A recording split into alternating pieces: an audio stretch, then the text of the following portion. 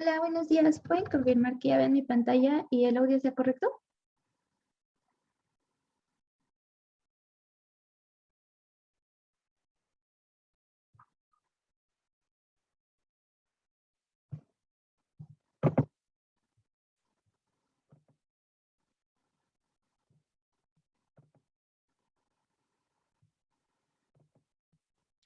Gracias. También el audio, ya no tenemos tema, ¿si se escucha bien?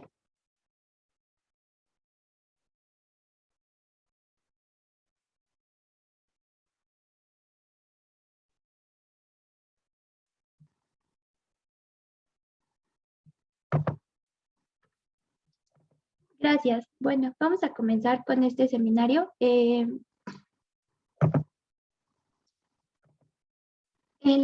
la semana, el día martes, la licenciada Cintia nos ofreció el seminario que es la IFRS 15 directamente con lo que se refiere a los ingresos por contratos. Veíamos también que existe una supletoriedad o convergencia directamente a la D1 en México, que son la revisión de ingresos y costos por contratos a clientes. De esta manera vamos a explicar lo que compete directamente en las normas de información financiera aplicables en México.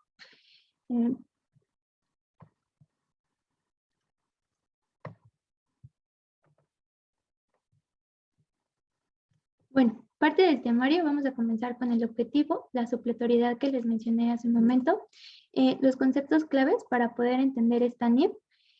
Vamos a ir relacionando lo que nos desglosa la NIF D1, los distintos pasos que se competen en 5 y las 4 características que nos menciona sobre los costos y gastos de acuerdo a la NIF D2. Así como también vamos a ver ciertos aspectos fiscales respecto a al registro correcto sobre los ingresos y sobre los costos, así como las implicaciones en cuanto a tema para pago de ISR.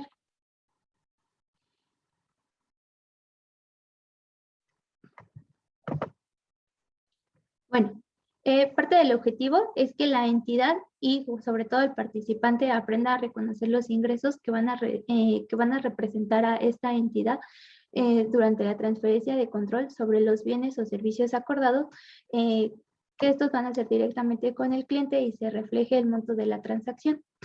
Ah, durante, para la transferencia de la transacción del bien o servicio se establezca también a qué derechos y obligaciones los va a tener.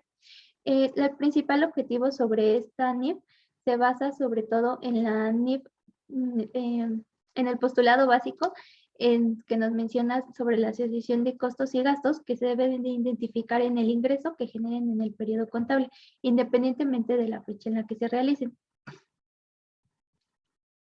Ahora, el tema de la supletoriedad. La supletoriedad también es un postulado en el que nos menciona que a la ausencia de normas de información financiera es cubierta por otro conjunto de normas formalmente establecidas distintas al mexicano. Anteriormente, la NIC, que era la Norma Internacional de Contabilidad 18, nos mencionaba los ingresos por actividades ordinarias y todas sus interpretaciones, todos los distintos pasos que se tenían que seguir para el registro de los ingresos directamente que se representaban por la entidad. Ahora bien, veíamos el día martes que vamos relacionado a la IFRS o en todo caso, pues bueno, puede haber supletoriedad de no aplicar la de 1, se puede aplicar la de 15.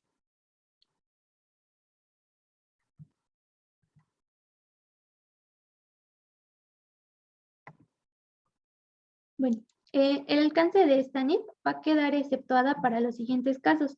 Los contratos que tienen que ver directamente con los arrendamientos, y esto lo vamos a ver en el boletín de la D5, que es directamente en el estricto caso de arrendamientos, los contratos por seguros y los contratos por instrumentos financieros. ¿Por qué? Porque justamente estas tres operaciones que nos menciona la NIF D1 tienen distintas regularizaciones y casos específicos durante los contratos, en el cual la NIF D1 vería más aplicable a todo lo que son las transacciones y los ingresos directamente por el uso o el bien de anual.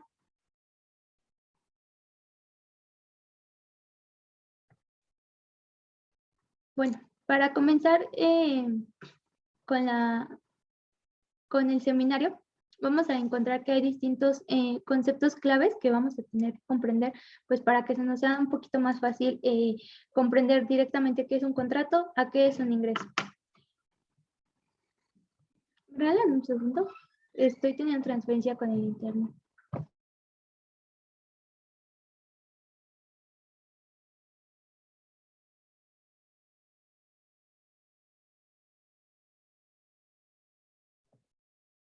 Ok, bueno, el Código Civil Federal, durante el capítulo 1, nos menciona tanto en el artículo 1792 como en 1793 la definición de convenio.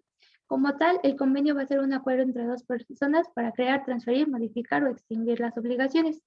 Ya el artículo 1793 nos da lo que es la formalidad a lo que se convierte en un contrato una vez que se ha producido el convenio. Y esto nos dice que producen o transfieren las obligaciones y derechos y van a tomar estrictamente la figura de contratos. Además que, bueno, tienen que tener lo que es el consentimiento, tienen que tener distintas formalidades de acuerdo al tipo de operación. Como tal, la NIF, las normas de información financiera en su glosario nos menciona muy en general que el contrato va a ser un acuerdo tanto oral como escrito, no directamente tiene que tener las formalidades, como nos menciona el Código Civil, pero se va a figurar a un contrato y debe de ser lo mismo, no solo unilateral, tiene que ver dos o más partes y se deben de crear, modificar y extinguir los derechos y las obligaciones exigibles.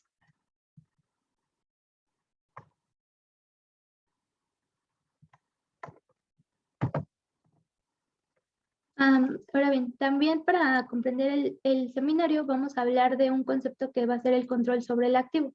El control sobre el activo nos va a decir que es la capacidad de dirigir el uso, obtener sustancias sobre los beneficios económicos remanentes y la capacidad de impedir que otras entidades dirijan el uso y obtengan los beneficios económicos.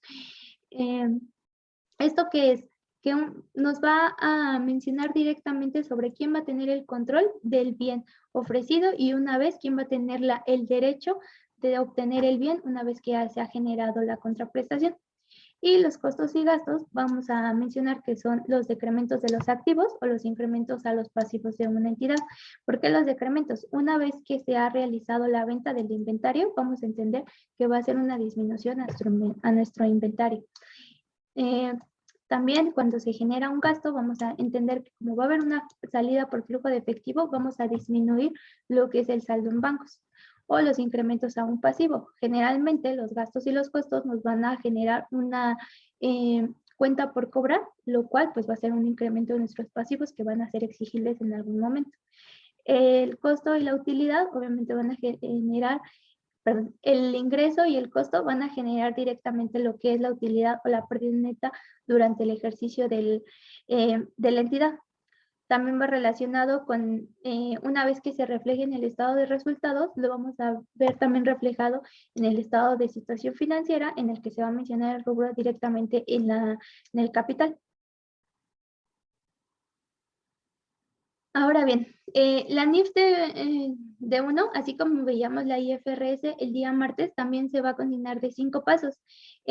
Directamente, el propósito y el objetivo de la D1 va a ser reconocer los ingresos cuando se transfiere el control sobre los bienes o servicios acordados del cliente, a cambio del monto que se refleje la contraprestación a la cual la entidad considera tener derechos a cambio de bienes o servicios. Es decir, vamos a reflejar todos los ingresos de acuerdo a estos 5 pasos y no directamente sobre facturación. Veíamos que un error muy conveniente en las compañías es no tener estructurado un proceso de control interno en el que involucre no solo a las áreas de contabilidad o a las áreas de ventas. Tendrá que ser un conjunto en cuanto a administración, en cuanto a su proceso, en cuanto a su área legal, que se tengan establecidos esta planeación, cómo es que un cliente se puede acercar a la entidad, cómo es que la entidad puede realizar una cotización, qué requisitos debe contener esta cotización, sobre cuáles requisitos vamos a decir que va a ser un contrato, se va a presentar que es un ingreso o caso contrario que pueda ser un anticipo, un apartado, aún no se considere un ingreso. Y justo porque veíamos que parte de las razones financieras para la evaluación, no solo de préstamos bancarios, sino también para el tema de adquisición de negocios o justamente también para el pago de impuestos, el reconocimiento de los ingresos es de los rubros más importantes y de lo que va a partir un estado de resultados. No podemos tener una interpretación a los ingresos, digamos que de manera objetiva, cuando el reconocimiento de estos se está haciendo de manera subjetiva.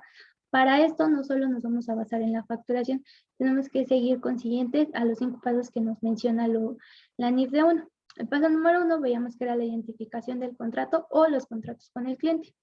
El paso 2 va a ser identificar las obligaciones a cumplir en el contrato. El siguiente, determinar el precio de la transacción, asignar el precio de la transacción entre las obligaciones a cumplir el contrato y reconocer el ingreso cuando la entidad satisface una obligación a cumplir. Veíamos, en este ejemplo puse un estado de resultados muy sencillo. Cuando veamos que si no se reflejan correctamente los ingresos, bueno, no estaríamos siendo subjetivos a determinar un costo de ventas, una utilidad bruta, y posterior a eso tampoco tendríamos el conocimiento de saber qué es un costo y cuál va a ser la diferencia con un gasto. Para el paso 1, aquí me voy a detener un poco. Me gustaría saber si parte de los participantes que están tomaron el curso del día martes.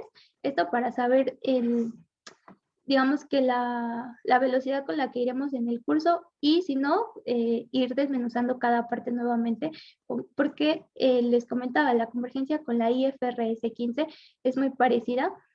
Entonces no me gustaría hacer para la comprensión de la NIF es un poco tedioso en cuanto a la lectura. Entonces, para que sea un poco más dinámico en cuanto a los ejemplos, y si no, bueno, ir explicando también parte de la teoría. No sé si me pueden ayudar en el chat.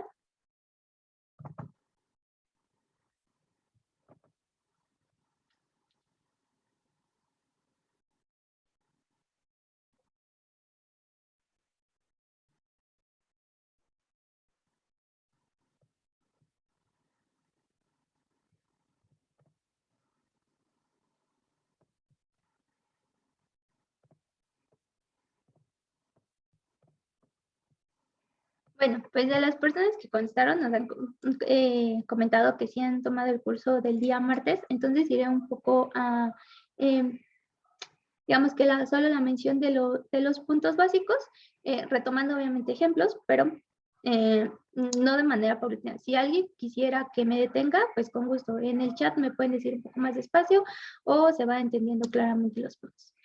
Y veíamos que el paso número 1 va a ser la identificación del contrato con los clientes. Esto vamos a decir que la NIF T1 nos menciona 5 puntos que deben de ser primordiales para poder identificar que se trata de un ingreso que va a ir asimilado con un contrato. Y es que las partes del contrato lo han aprobado, ya sea por escrito o verbalmente. Veíamos que el Código Civil nos menciona que el contrato en el artículo 1793 ya toma la formalidad cuando es por escrito. Directamente la NIF también nos menciona que, bueno, sí puede ser por escrito, pero muchas veces se asimila que las entidades registran sus ingresos con base a no directamente tener un contrato, pero un correo electrónico, una cotización, una orden de compra, esto nos puede asimilar a un contrato de acuerdo a la NIF, y esto va a ser para no solo considerar conforme a la facturación. Ahora, parte de también las características que debe de tener ese contrato va a ser la identificación de los derechos con parte al bien que se va a transferir o los servicios que se van a contratar. La entidad debe reconocer muy perfectamente en el contrato a qué es a lo que se va a obligar, y posterior a eso el contratante qué es lo que va a tener derecho a obtener durante el contrato. El siguiente será: las entidades pueden identificar las condiciones de pago con respecto a los bienes o servicios a transferir. Directamente en el contrato, como les mencionaba, es una tarea completamente sobre todas las áreas involucradas en la operación de la empresa, y no directamente esto recaería en la área legal. Tendríamos que establecer también en cuanto a un estudio con base a los flujos de efectivo de la empresa proyectados, para que las condiciones de pago no solo sean, no digamos, en parcialidades, en un solo pago, justamente para que la planeación financiera y la planeación fiscal vaya de la mano. Entonces, es decir, vamos a tener ingresos durante el periodo la empresa va a estar consciente que habrá un pago de impuestos. Ahora, algo que menciona siempre en tema de finanzas es que algún negocio que no da para pago de impuestos, pues realmente no es negocio. Entonces, tenemos que estar muy conscientes en cuanto a las proyecciones y no solo tener las condiciones de pago, pues digamos que de una forma en la que digamos, me dan un segundo.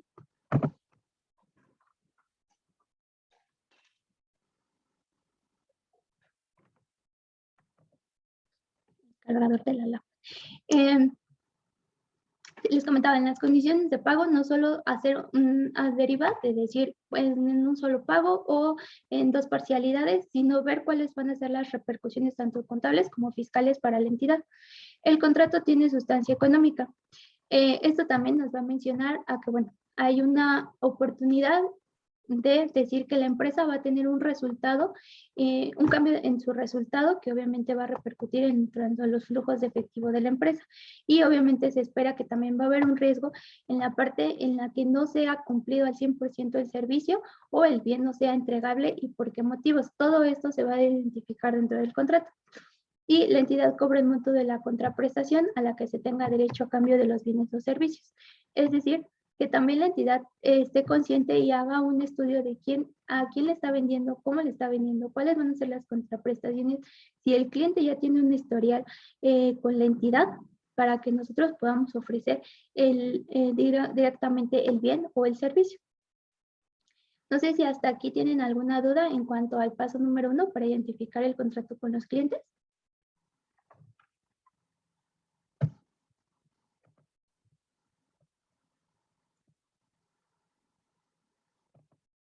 Perfecto, muchas gracias.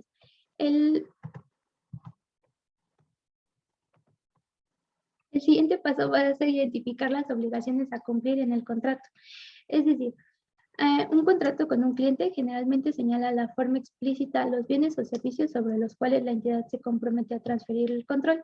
Directamente en el contrato, aquí voy a poner el ejemplo de la propuesta de servicios contables y fiscales. En la propuesta nosotros mencionamos, bueno, nos vamos a hacer cargo sobre la contabilidad a partir de qué periodo y directamente cuáles van a ser nuestras áreas. En GIA, algunos clientes contratan solo el módulo de impuestos porque tienen un módulo de contabilidad en la empresa o viceversa. No solo que necesitan, tanto tienen el módulo de contabilidad, la empresa genera los impuestos, pero necesitan una asesoría.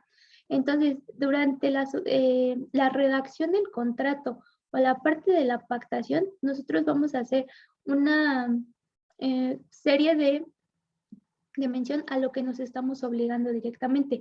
¿Cuál va a ser explícitamente nuestro servicio? Si solo va a recabar en los impuestos, vamos a tener injerencia en registros contables, vamos a tener parte de atender, no sé, revisiones de la autoridad de años anteriores o a partir de que nosotros estamos generando el servicio. Nos contratan por el mes de octubre.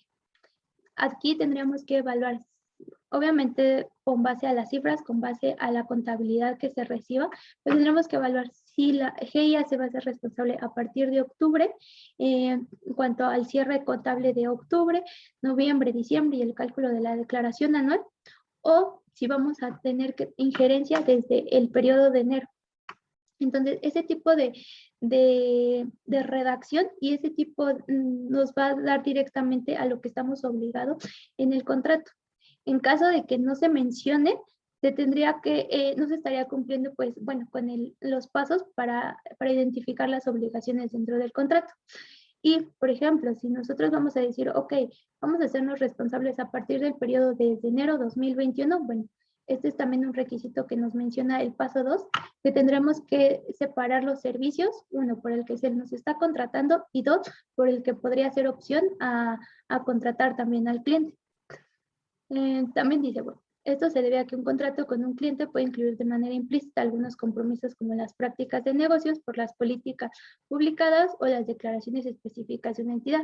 Les decía, directamente habrán también políticas dentro de las empresas en las que, bueno, una vez que se ha pactado con un nuevo cliente, cuál va a ser nuestra injerencia directamente y si los servicios que estamos ofreciendo podrían traer implícito veíamos el caso el día martes de una garantía. En este caso yo les ponía el ejemplo de la cotización de impuestos, si va a estar implícitamente la atención a revisiones por parte de la autoridad, a la opinión de estados financieros, cosa que, por ejemplo, nosotros cuando presentamos una propuesta hacemos mención que eso es directamente hacia el área de auditoría, mencionando que puede haber en ese trance el ofrecimiento, la oferta de otro servicio y no directamente sobre el departamento de contabilidad.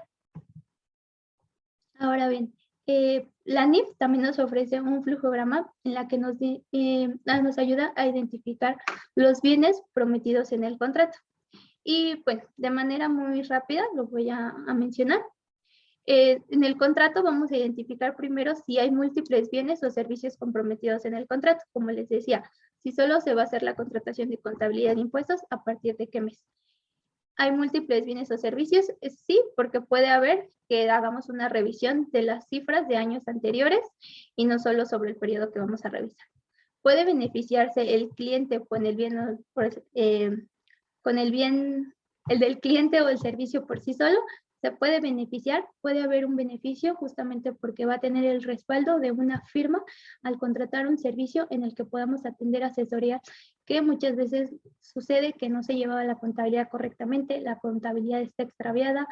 Desde el inicio de su operación, las entidades no cuentan con el conocimiento de llevar la contabilidad y consideran que es un gasto en lugar de que sea parte de su inversión.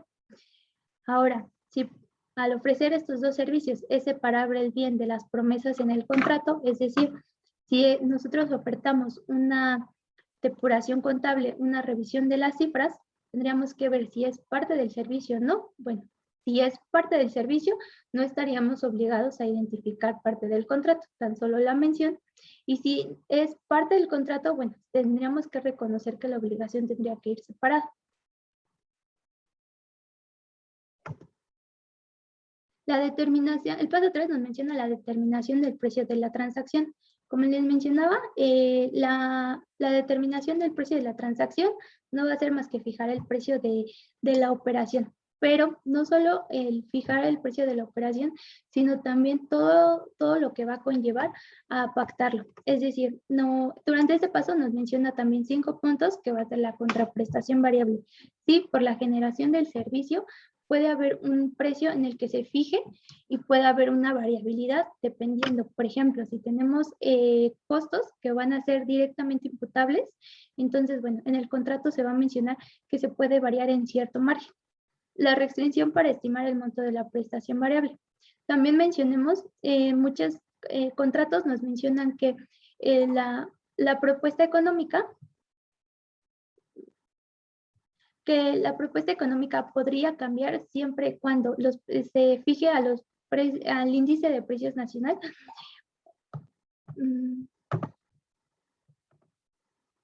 Y en caso de, por ejemplo, el volumen de la operación pueda incrementar, bueno, se puede haber una restricción en la que a partir de, no sé, digamos que una curva de aprendizaje de 3 meses. Posterior a esos 3 meses se vuelve a evaluar el margen de la operación y se puede incrementar la contraprestación que desde un momento se fijó en el contrato.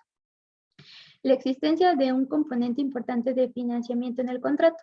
Muchas veces cuando se genera un contrato por un ingreso, se menciona también que puede haber un financiamiento y no directamente el pago va a ser en una sola exhibición.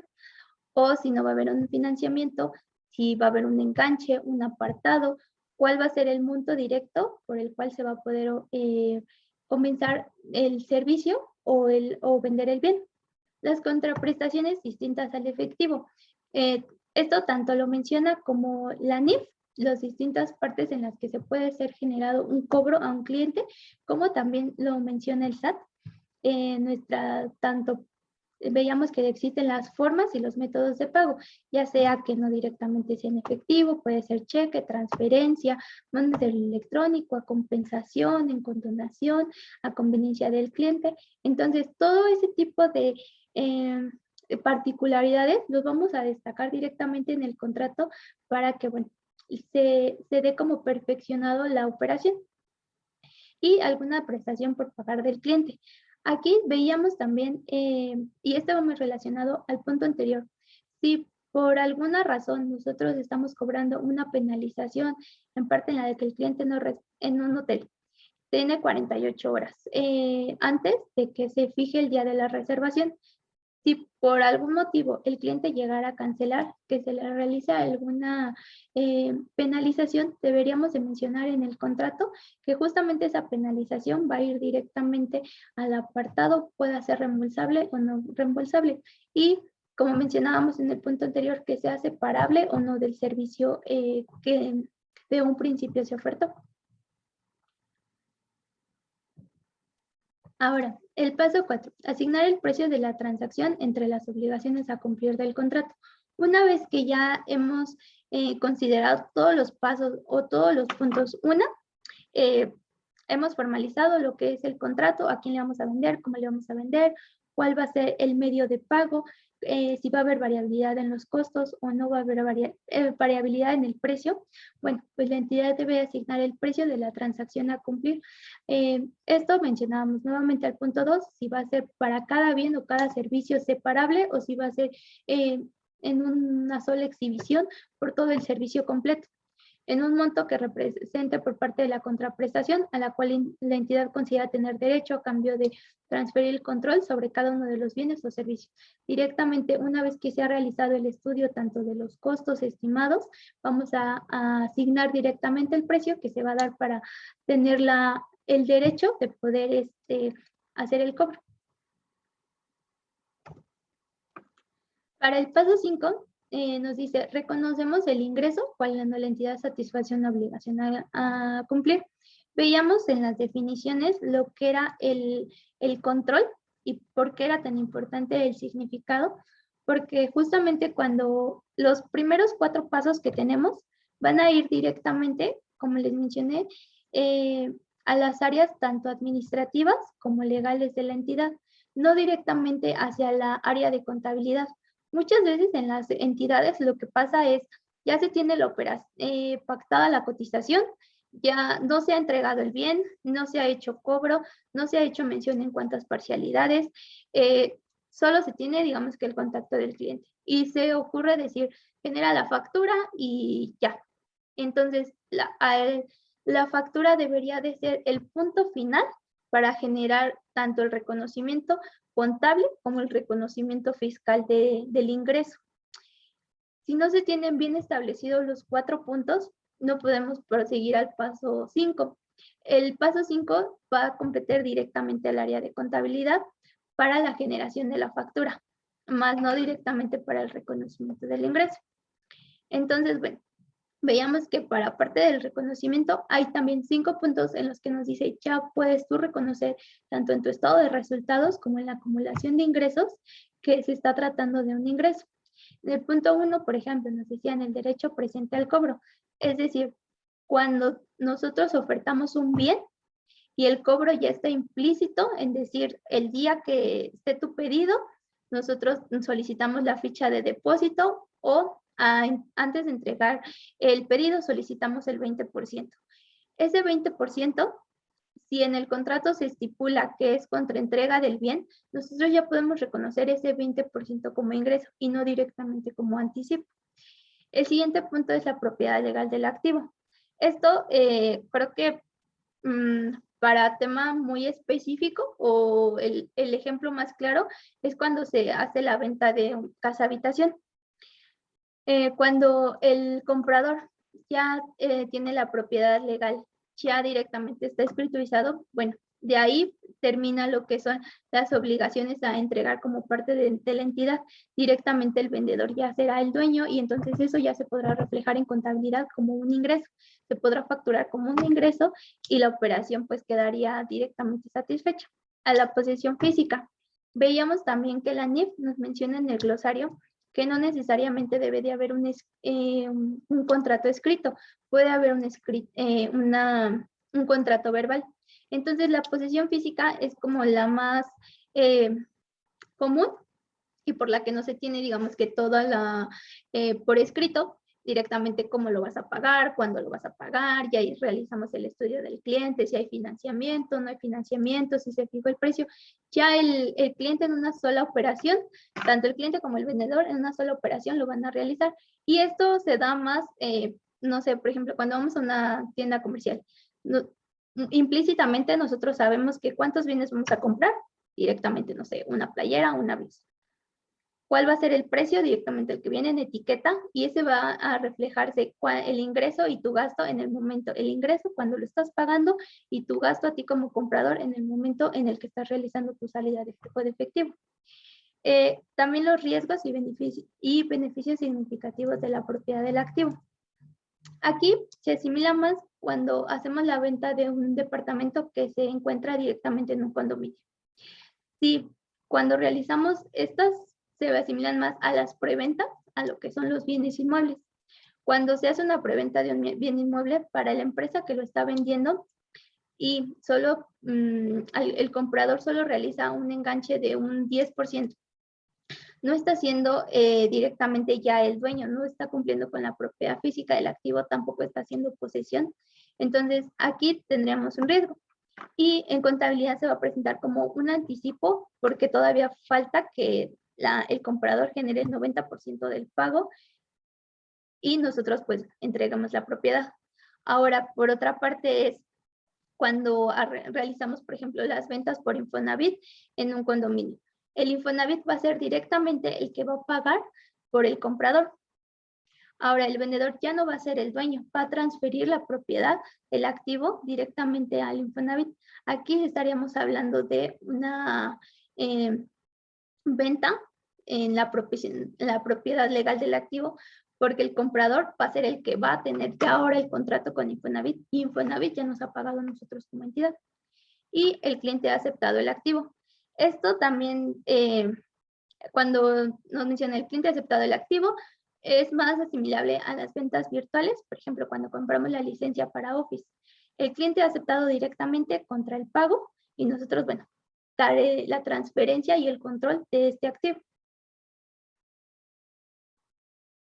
Para el registro contable, y por lo cual mencionábamos mucho la importancia sobre los momentos tanto de acumulación como el traslado del IVA, vamos a poner el ejemplo. En este caso, no se ha entregado el bien ni el control de este bien, pero ya se ha generado una recepción de la contraprestación, es decir, ya ha habido un pago. Entonces, para cumplir tanto con el registro contable como la obligación fiscal, que es el traslado del IVA y la acumulación de ingresos en el mes en el que estamos teniendo la operación, vamos a generar la emisión del CFDI. Aquí va a ser importante que conozcamos el proceso de la facturación 3.3 directamente en el anexo 20, donde nos va a mencionar los dos procesos por los cuales podemos generar el anticipo de clientes. El anticipo de clientes del anexo 20 no es nuevo, esto se ha realizado de hecho desde el 2015, pero por la mención de que muchas empresas a partir de 2018 han tomado la seriedad de lo que es el reconocimiento por ingresos. A partir de 2018 en la regla miscelánea ya es cuando toma la formalidad. Entonces, bueno, el registro contable será, tenemos obviamente una entrada en bancos, vamos a hacer un cargo y los abonos vamos a tener un pasivo por el cual no estamos reconociendo un ingreso, aún no se va a fijar en el estado de resultados, aún no vamos a tener un efecto de una utilidad o una pérdida neta, vamos a tener tan solo un pasivo. Este pasivo ya sea que sea reembolsable al cliente por tema de justamente en las condiciones del contrato se mencione que sea reembolsable si el cliente no ejerce el derecho de el uso o no satisface con lo ofrecido. Bueno, para que no se vea afectado el estado de resultados, lo estaríamos manejando en una cuenta de pasivo. Se cumple con el momento de la traslación del IVA en el momento en el que se genere el cobro. Y el punto número 2 o el paso siguiente es cuando ya se entrega el bien, hay una prueba, se le da materialidad a la operación. Entonces vamos a registrar ya directamente en el estado financiero como ventas. Vamos a hacer un abono y vamos a cancelar esta parte del anticipo. Les comentaba en el anexo 20 y en la regla miscelánea hay una regla específica en la que nos menciona que podemos hacer la disminución de los anticipos de clientes, obviamente siempre que se contengan todos los requisitos fiscales, dependiendo de los dos procesos que utilicemos, ya sea que se facture vía descuento o se facture con una nota de crédito. Vamos a hacer la disminución de ese ingreso en el siguiente mes o en el siguiente periodo, esto sí cruza de ejercicio fiscal, para que no hagamos la doble acumulación de ingresos y bueno, se ve afectado también la base gravable para la entidad. Les comentaba, uno de los postulados básicos siempre va a ser la asociación de ventas de ingresos junto con su costo de ventas. En este caso, el bien lo teníamos en inventarios. Digamos que vamos a vender playeras. El monto de estas playeras, el lote de estas playeras fueron 12,000 pesos. Su costo, ahí es realmente cuando vamos a reflejar el costo cada que se está haciendo la transacción, no al momento del anticipo. Aun cuando el anticipo fue por el total del ingreso, algo que nos menciona también el SAT es, no sabemos el monto total de la operación, no sabemos si se va a entregar un bien, si se va a entregar un servicio, y de ahí parte también que la facturación por anticipo nos menciona que no se debe desglosar la clave del producto o servicio, sino directamente facturar como anticipo para hacer mención. Y justamente también hemos tenido una figura que son las revisiones de vigilancia. En estas revisiones de vigilancia lo que está haciendo el SAT de manera general es fiscalizar con base a tus FDIs emitidos. Entonces, les decía, si desde el punto número 1, que es la generación de contratos con los clientes, no tenemos definido un proceso de control interno en el que se involucren las áreas, va a repercutir directamente en la acumulación de ingresos, en el pago de impuestos y en la generación de pérdidas fiscales o en un pago excedente. ¿Cuándo se debe reconocer el costo de ventas? Por mala práctica, muchos contadores, mucho proceso, lo que se hace es al cierre del fin del año, se tiene que quedar de acuerdo a la asociación del ingreso. Una vez que se ha generado el ingreso y se ha dado el control al cliente, dar el control al cliente se va a significar que nosotros ya hemos cumplido con la obligación, el cliente ha quedado satisfecho y no va a ser reembolsable. El costo se debería de reflejar en contabilidad. No podemos reflejar un costo que no vaya asociado a un ingreso porque entenderíamos que no hay una sustancia económica y no hay una razón de ser del negocio. Dudosamente un negocio genera la venta y la operación para tener pérdidas. Entonces tenemos que tener mucho cuidado en cómo registramos el costo y cómo lo asociamos directamente con el ingreso del periodo.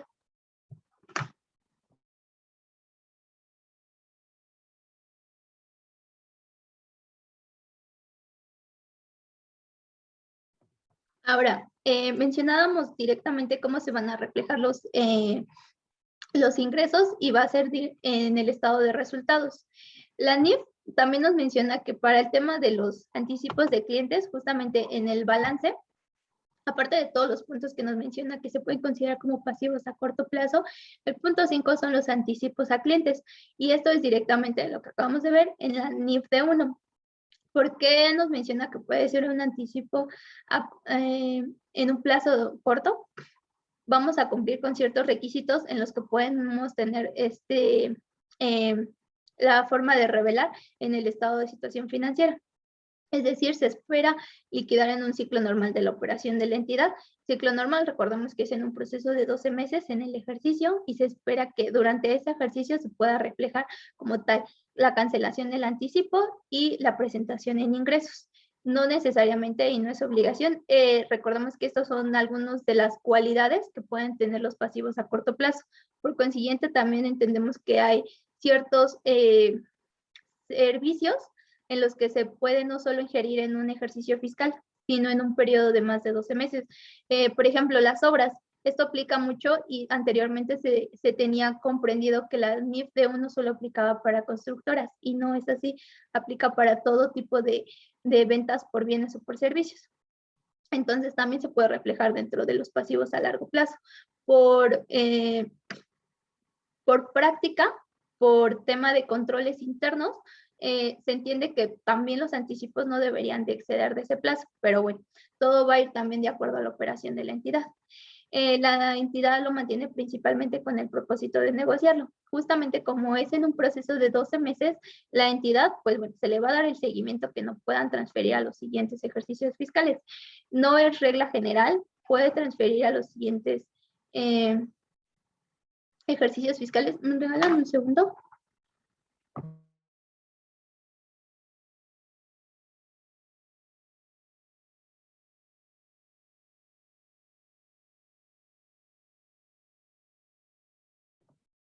Chicos, les voy a pedir un favor. Hay algunos que tenemos diligencias fuera de home office en este momento, entonces todos los participantes de GIA que requieran justamente para el tema de su evaluación y estén fuera, pero estén escuchando el curso, si gustan hacerme una lista perdón, si gustan mandarme un WhatsApp o directamente aquí en el chat un mensaje de que, bueno, van a salir antes del curso para que no podamos interrumpir. Ahorita me llegó un mensaje, entonces, sin tema, también saben que pueden solicitar el material y con gusto se les va a proporcionar para que podamos dar continuidad. Bueno, la entidad, seguimos en el punto, se liquidará dentro de los 12 meses posteriores a la fecha del cierre del periodo. Le decíamos, no es regla básica para los anticipos directamente para clientes. Es una regla básica para los pasivos a corto plazo, justamente para no exceder en ese periodo. Y la entidad no tiene un derecho condicional para posponer su liquidación durante al menos los 12 meses. Es decir, tendríamos que revisar el contrato y el proceso por el cual el bien no se ha terminado de dar el control hacia el cliente o el servicio porque no se ha terminado y porque ha excedido el periodo de los 12 meses. Si una vez que se ha revisado el contrato, se ha revisado la operación con el cliente y en efecto, les decía el tema de las constructoras, la operación va a insistir en un tema de más de un año, bueno, se reclasifica y se hace todo esto con sustento tanto contable como fiscal del por qué vamos a reclasificarlo en un pasivo a largo plazo.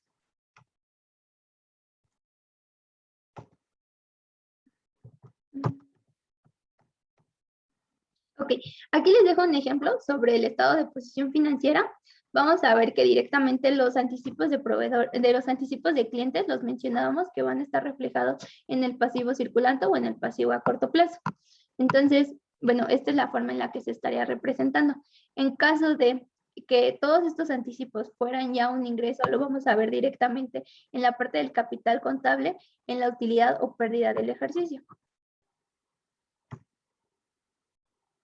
Ahora, no sé si tengan alguna duda con la NIF de 1 para proceder a la NIF de 2, que van a ser los costos por contratos con clientes.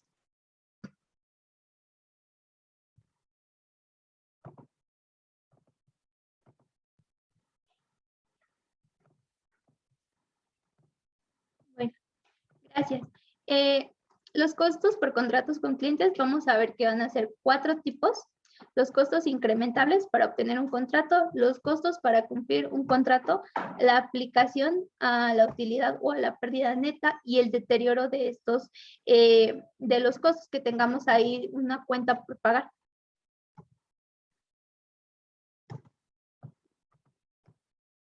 Ahora, para la primera característica, que va a ser los costos incrementables para obtener un contrato, nos menciona que una entidad debe reconocer como un activo los costos incrementables para obtener un contrato con un cliente, si la entidad considera recuperar dichos costos. En caso contrario, dichos costos deben reconocerse en la utilidad o pérdida del periodo en el momento en el que se incurren. Aquí creo que dejé el ejemplo más fácil que podemos tener. Cuando tenemos un terreno que no se ha vendido y a este terreno le hemos hecho adaptaciones y mejoras, estas adaptaciones y mejoras, aun cuando tengamos el CFDI con fecha del año, pero no se ha ejercido directamente porque es una mejora a este terreno, no podemos hacer directamente deducible en el costo, perdón, no podemos hacer el reconocimiento en el costo porque no hemos generado la venta de este terreno. Entonces, se tendría que presentar como un parte del activo y posterior cuando se realice la operación. Nuevamente mencionando el principio, toda asociación de ingreso va a ir un costo, se tendría que reflejar en nuestro estado financiero como un costo. ¿Por qué? Porque estaríamos afectando a nuestro estado financiero, ya nos tendríamos que tener la veracidad de un estado de resultados en el que nos indique que nuestra utilidad o pérdida neta es real, porque justamente estamos aquí adaptando un costo en el cual no se ha incurrido. Entonces, si este costo va a ser un incrementable para el contrato final, es decir, el terreno ya no lo vamos a vender, claramente el monto que se refleja en libros va a ser el costo, pero ya no se va a vender por ese monto. Cuando hemos hecho adaptaciones y mejoras, van directamente a fijar lo que es el precio. Y pues nuevamente fijamos al paso 4, que va a relación con la NIF de 1, que nos decíamos que era fijar el precio de la contraprestación. Ahora, para que los criterios del reconocimiento de un activo sean de esta manera en el estado de posición financiera, tendrán que cumplir con los requisitos que se relacionen directamente con un contrato y que la entidad pueda identificar de forma específica. Es decir, en este caso, en el terreno, a lo mejor lo que hicieron fue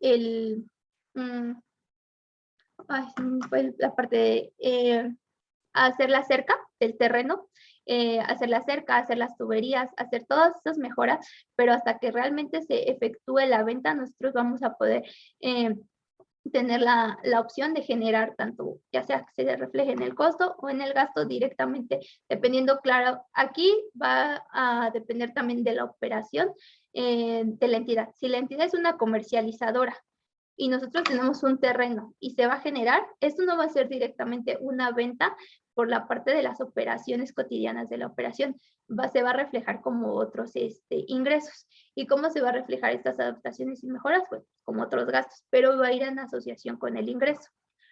También puedan generar o mejorar recursos de la entidad y sean utilizados para satisfacer o para continuar satisfaciendo obligaciones y cumplir al futuro con un contrato vigente.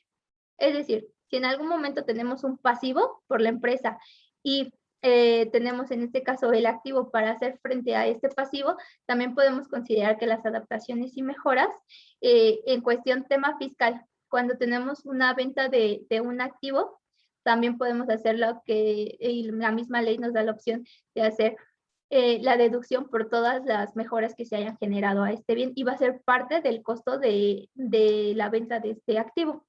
Sean recuperables. Las adaptaciones y las mejoras, recordemos que va a ser toda esa inversión que nosotros estamos generando al terreno.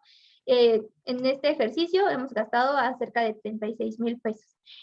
Cuando nosotros vendamos el terreno, tendremos que fijar el precio, sí, justamente con el costo del terreno y la adaptación, por cuánto va a ser el precio.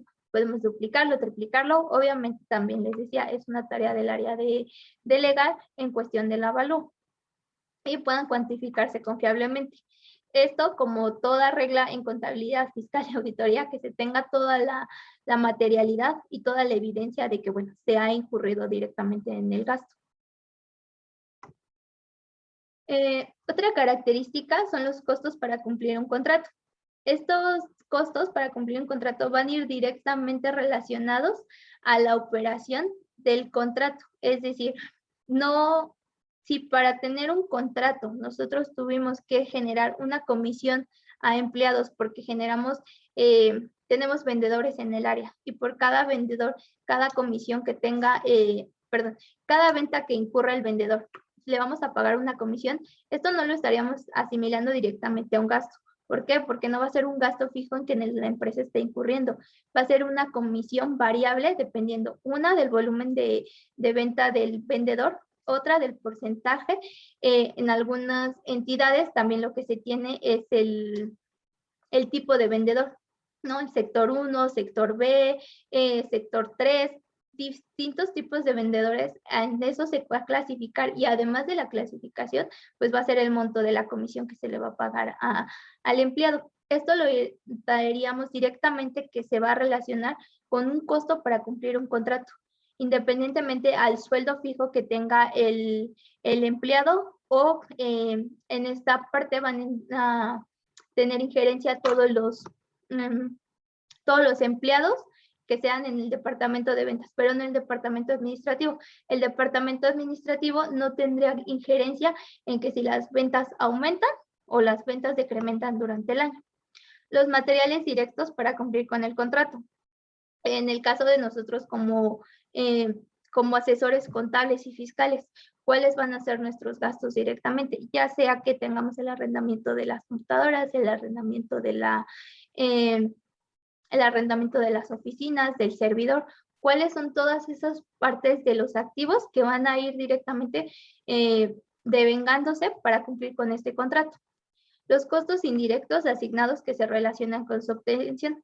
Aquí, es decir, por ejemplo, si a este comprador, perdón, a este vendedor, además de la comisión que le pagan, nosotros hacemos un pago de peajes, de viáticos, para que este vendedor pueda generar la venta, todos estos costos indirectos van a ir directamente relacionados en el contrato. Y bueno, otros costos directamente asociados con su obtención. Aquí mencionábamos mucho y algunas propuestas económicas podrán leer en la que se menciona cualquier gasto que se pueda incurrir para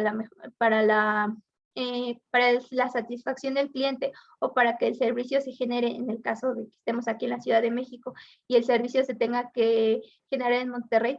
Si todos esos gastos que se van a conllevar a la operación, el cliente los va a cubrir como parte en el contrato. Si no se va a cubrir, estaríamos hablando que es un gasto y no tendría que haber injerencia directamente en que se cumpla o no el contrato. El siguiente paso va a ser la aplicación a la utilidad o a la pérdida neta.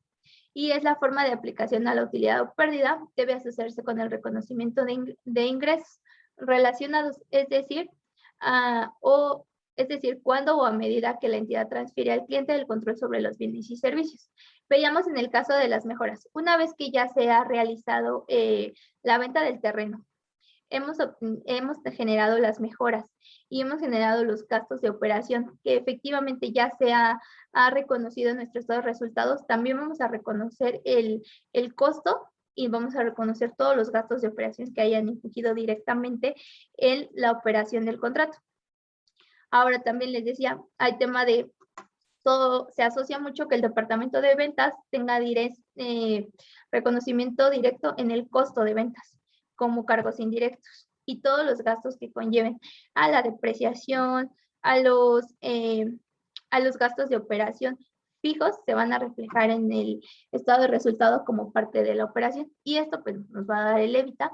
En este caso, bueno, estamos teniendo un ejemplo muy general del estado de resultados, solo hasta la parte del EBITDA, no estoy considerando la parte de los gastos y de las operaciones de financieras. Y otra parte que nos dicen los costos es el deterioro. El deterioro, aquí vamos a tener que, por ejemplo, teníamos también, en este caso, que habíamos generado mejoras al terreno. Estas mejoras decíamos que a lo mejor habíamos hecho la instalación de la tubería, la instalación de la luz eléctrica, y en el periodo en el que se estimaba generar la venta de este terreno, no se generó porque a lo mejor el cliente ya no le gustó, el contrato no cumplía con todas las expectativas, una mal redacción del contrato, una mala pactación del contrato en cuanto al precio, en cuanto a las formas de pago, pero todas estas mejoras que se le hicieron al terreno sufrieron un deterioro porque se cayó un poste y entonces la luz ya la inversión que se hizo de luz fue una pérdida para la empresa. El tema, por ejemplo, de la tubería pasó, no sé, una escasez de agua y entonces no va a haber agua. Y todas esas mejoras que se le hicieron a lo largo del periodo en el que se reconoció como parte del activo, se va a hacer una pérdida para la empresa, va a ser un deterioro. Entonces, no estamos hablando que este deterioro va a ir directamente a una relación de un ingreso, por cual no se efectuó la venta, no se cerró el contrato directamente con el cliente, pero la mejora se realizó. Y la mejora ya no está parte de tu activo porque ya se desechó. Entonces vamos a tener lo que es aquí un rubro en el que podemos mencionar que van a ser como parte de los gastos de operación. Y vamos a tener esta pérdida que se va a reflejar en el estado de resultados. Ahora bien, también nos menciona otro concepto del deterioro, que nos dice que el monto pendiente de reconocer como ingreso a cambio de los bienes o servicios con los que se relaciona el activo, menos los costos relacionados directamente con el suministro de bienes o servicios que aún no han sido reconocidos como gastos, deberá ajustar ese monto para reflejar cualquier estimación de cuentas incobrables. Este sería digamos que el escenario 2, en el que sí se realizó el contrato, sí se entregó el control del bien, el uso del bien y el control del servicio. Pero no tenemos por una mala estimación de costos o porque no se realizó el seguimiento a la cuenta por cobrar. Estaríamos hablando de aquí de la famosa cuenta incobrable, en la cual pues estaría reflejando también en el balance general de la empresa. Estas serían, digamos que las 4 características para reconocer un costo que va directamente relacionado con el ingreso. Ahora, no sé si hasta aquí tengan duda en cuanto al registro contable, la operación como tal de la NIF, para proseguir al tema de la acumulación de ingresos en cuanto al tema fiscal.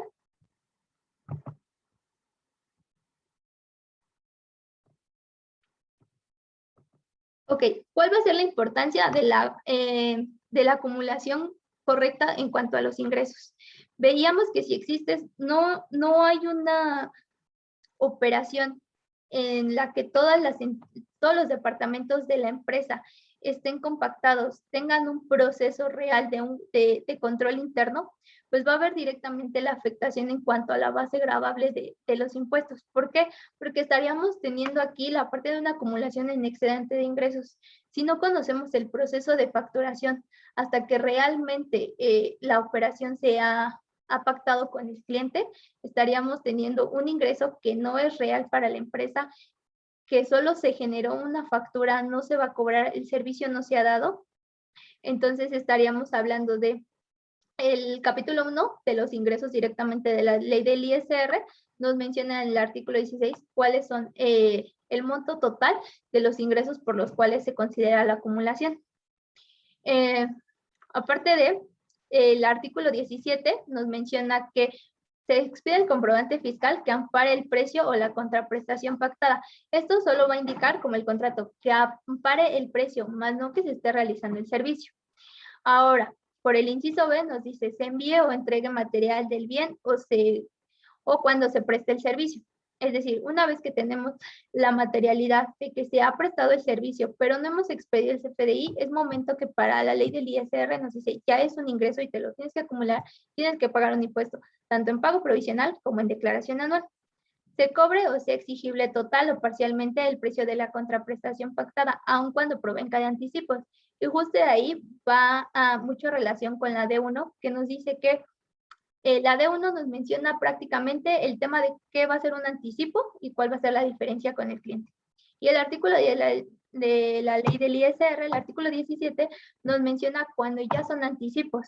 La ley del ISR nos menciona que pueden ser el pago de ingresos, el pago de ISR mediante todos los ingresos que provengan de anticipos.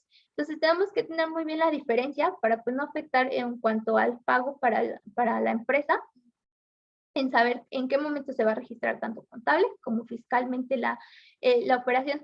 También recordar que para el tema tanto contable como fiscal existe lo que son ingresos contables no fiscales e ingresos fiscales no contables.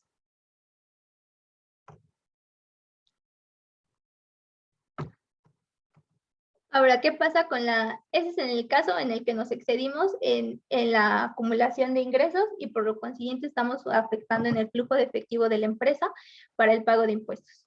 Si bien el pago de impuestos es un tema al rubro final del estado de resultados, para tema de una interpretación de un estado financiero, sí nos vamos a ir con base al flujo. Con base al flujo que va a ser cuánto se tiene en efectivo y cuánto se tiene en el activo. Esto nos van a dar razones financieras distintas en las que podemos interpretar el estado de resultados y mientras no tengamos relación en cómo se reflejan los ingresos, bueno, estaríamos afectando la parte del activo, es decir, todos los bienes de la empresa. ¿Qué pasa cuando hacemos deducciones en excedente? Es decir, nosotros vamos a contabilizar conforme a todos los FDIs que ha recibido la empresa durante el ejercicio fiscal. No me interesa y nunca me puse a leer a qué se refería cada CFDI yo como contador. Simplemente descargué todos los CFDIs que están en la plataforma del SAT y los contabilicé porque de acuerdo a mi sistema, este proveedor va asociado a este costo y lo contabilizo. Cuando la operación, estamos hablando que solo se hizo un anticipo de esa operación. Estamos generando un costo en el que se está incurriendo para tener la pactación de ese contrato. Pero veíamos también que el registro para los costos los podemos tener en la parte del activo y conforme vayamos generando la devengación al ingreso, iremos generando la devengación del costo. Pero si no tenemos claro este proceso, lo que muchos contadores es, yo voy a contabilizar de acuerdo a la fecha del CFDI. Es muy diferente generar el acreditamiento del IVA conforme al flujo de pago al reconocimiento de la cuenta en el estado de posición financiera. Entonces, ¿qué pasa? Las empresas como contabilizan esa parte, pero no cuidan la parte del registro de los ingresos y el pago como va a generar la empresa en la acumulación de ingresos, vamos a tener una pérdida fiscal en excedente. Y bueno, al siguiente año no nos revisa Hacienda, amortizamos nuestra pérdida y qué padre, y seguimos sin pagar ISR en pago provisional y en declaración anual. Pasa el siguiente año, ya son 2 años y seguimos amortizando esa pérdida por el remanente que todavía nos quedó por el año anterior. Así sucesivamente hasta los 5 años. Nosotros ya nos acreditamos, amortizamos todas esas pérdidas, no hubo pago de ISR no sé, en un periodo de 3 o incluso hasta los 5 años que terminamos la pérdida fiscal, pero la autoridad llega en el 5.º año y nos dice, por estar al año 2016, generaste una pérdida fiscal. Te voy a hacer facultades, de acuerdo al artículo 42 del Código Fiscal de la Federación, voy a hacer facultades de comprobación. Esas facultades de comprobación, tengo que comprobar que tu pérdida fiscal realmente va con base a, y no tus FDIs, con base a tu operación, que 1, las deducciones fueron estrictamente indispensables. 2, el registro, y esto va con base al artículo 36 del Código Fiscal de la Federación, el registro del costo, que nos menciona que tenemos que tener un sistema o un procedimiento en el que registremos de acuerdo al costo un método, ya sea PEP, ya sea, ya no existe el WEBS, costo promedio, cuál va a ser nuestro método para nuestra determinación del costo. Entonces, no, tú llegas y le dices al SAT, no tuve un método, no utilicé un RP, tan solo simplemente contabilicé CFDIs. Ah, bueno, ¿qué crees? Estás generando una pérdida fiscal improcedente.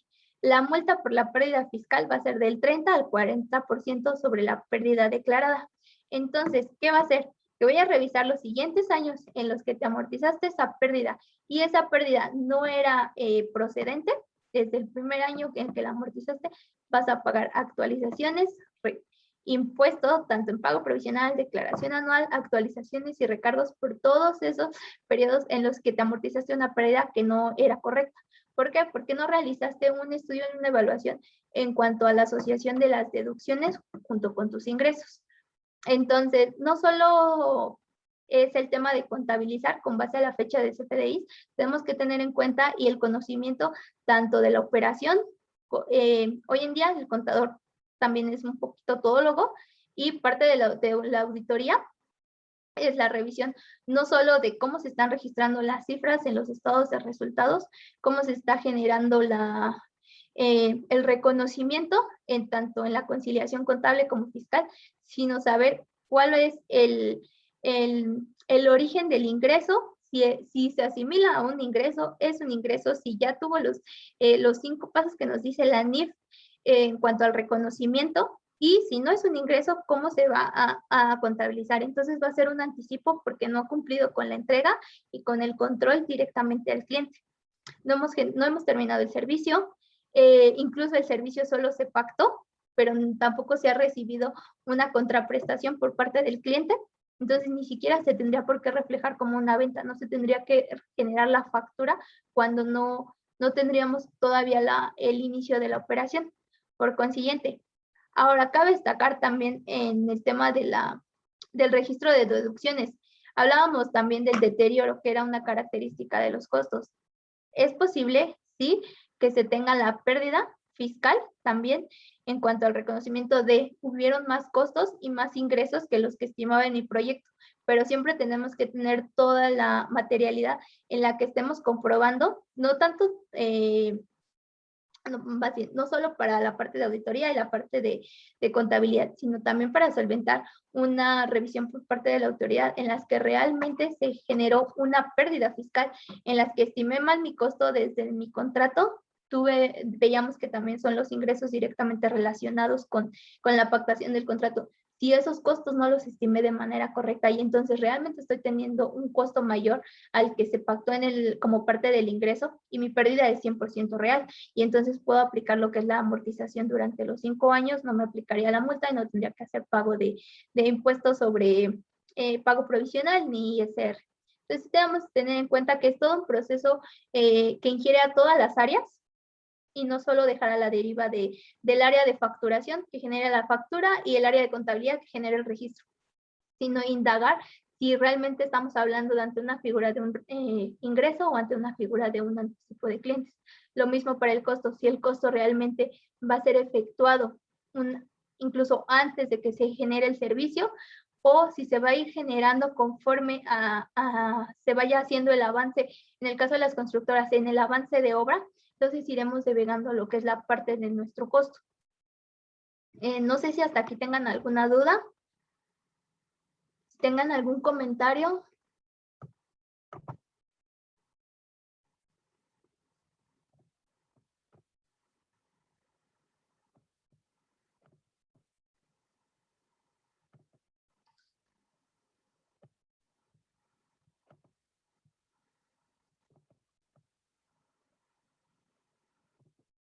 Perfecto, pues muchas gracias por los comentarios en el chat. Daré si me regalan un minuto todos los participantes de GIA para pasar para hacer el pase de lista. Y bueno, en ese periodo no sé si también participantes externos nos acompañan, tengan alguna duda, con gusto las puedo ir resolviendo. Y si no, por mi parte sería todo. Muchísimas gracias.